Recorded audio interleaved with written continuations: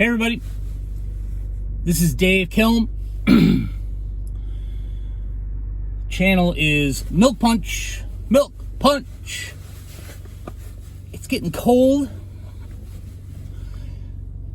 Today, a bit of potpourri, a little bit of everything. Potpourri, by the way, one of my favorite words. I know we've had a couple of discussions here on the big channel about horrible words and words that shouldn't be used, but potpourri is one of my favorite words. I'll give you two others: hors d'oeuvres and guarantee.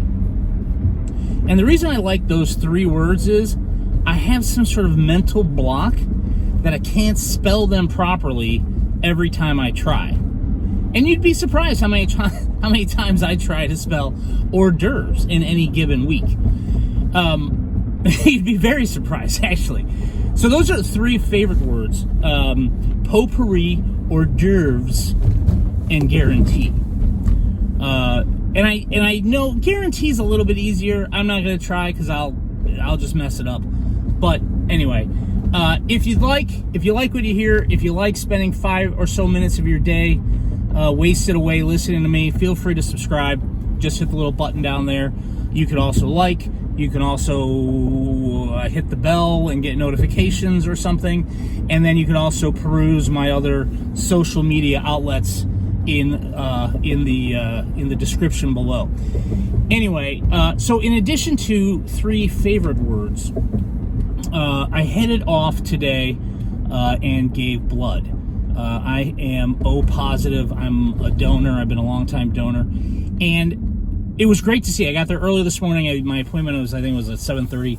I got there, and there were already 2 or 3 old guys in there, which I guess makes me an old guy, and it was great. But there needs to be more people who give blood. I don't understand at all why, if one, you don't pass out at the sight of blood or needles, or two, you can't give blood for whatever reason, whether it be illness or you've recently gotten a tattoo or what have you. I don't know what the reason is that you don't give blood. It is like the easiest civic duty thing you can do. You go and they stab you and you bleed out and you're done. And it's a piece of cake. It takes literally 20 minutes, maybe 25 if you just do, well, whatever, it's a single red. If you just do, one big bag of blood, it's a piece of cake. It's 25 minutes at the most. And if you need, you can get a little coffee or a little juice or a cookie after you're done. You're all good to go. So that's one thing. Just you should give blood. It's important.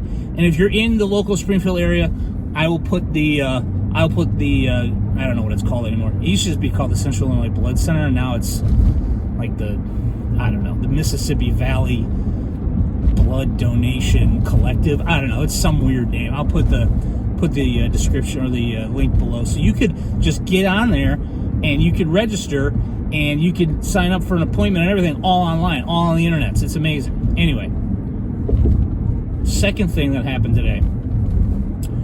Earlier this week, I did a brief, short piece on my continuing disappointment with the Chicago Bears. Let me tell you that today, the Chicago White Sox, far and away my favorite professional sports team forever.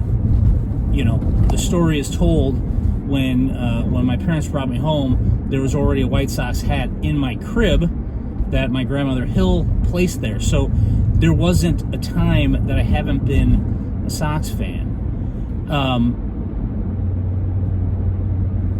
The Sox today announced that they were hiring Tony La Russa to manage next year because Renteria, the guy they just got rid of, who got them to the playoffs with just a tremendously talented young team this year in a weird 2020 COVID crazy baseball season, got them to the playoffs. They got rid of that old man, and they brought in an older man to take his place. Why? What I mean, is he just working for free? Is he? I mean, is he just like, well, you know what? I've already coached a bunch of different places, already managed a bunch of different places. I don't really need the money, so how about I just do it for free? This will be fun. I explained to a friend of mine, or a friend of mine asked me what my thoughts were, and my thought immediately was, the Sox are essentially taking a thoroughbred racehorse and harnessing a stagecoach with, really, when you think about it, only 3 wheels at this point, to this powerhouse, young, vibrant team that with the right management, with the right passion, and the right aggressive stance, could take this team to the next phase that they keep talking about. Oh, we're going to the next phase now. Really? You're going to the next phase with the guy who coached you last in the 80s. In the 80s. Like 20 years before all of his players were born when he coached the Sox last. And it just... Of course I will continue to love the team. Of course I will continue to root for the team. Of course I will continue to go to games, because there is a joy in baseball, and there is a chip on every White Sox fan's shoulder of being a White Sox fan. But for the love of God, why in the fuck would you hire this guy? What is wrong with a professional sports team that they're so screwed up that they think that a 76? A 76-year-old man should be coaching baseball in the 21st century. I don't care. It's not disrespecting his career. It's not disrespecting him as a person. Certainly people who are 76 years old can accomplish anything they set their little hearts and minds out to. Blah, blah, blah. Bullshit. This is a young team. This is a team that should be encouraged and managed and allowed to run. And instead, they're going to have to make sure that the Walker's tennis balls are nice and shiny and fluffy, so that it can get over the third base line to go tell the pitcher that he's coming out. Anyway, I went longer than my time that I usually allot. I apologize. Not really. Anyway, I hope you all stay safe. I hope you all stay warm. It's Halloween weekend. I hope you all get out there and get some candy. We'll talk to you soon.